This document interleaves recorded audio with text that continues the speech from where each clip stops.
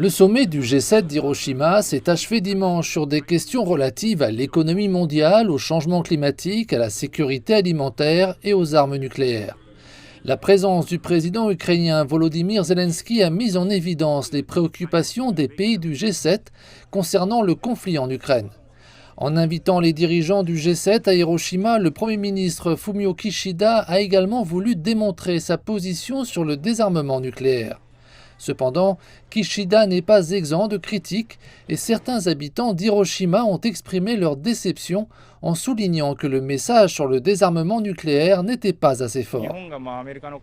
Le Japon faisant partie du parapluie nucléaire américain, il peut être difficile d'exiger une formulation plus forte sur la dénucléarisation dans le communiqué. Mais en tant qu'habitant d'Hiroshima, je voulais que le Japon prenne la direction d'un monde non nucléaire.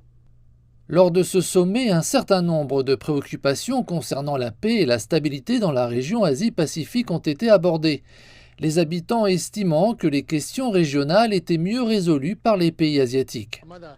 Chaque pays asiatique a ses propres intérêts et plans de croissance. Il serait difficile de leur demander de s'orienter dans la même direction que l'Europe, les États-Unis ou le Japon. Selon les experts, Kishida doit maintenant se tourner vers les questions régionales asiatiques. Cela signifie probablement un renforcement des liens avec la Corée du Sud et un dialogue plus ouvert et constructif avec la Chine.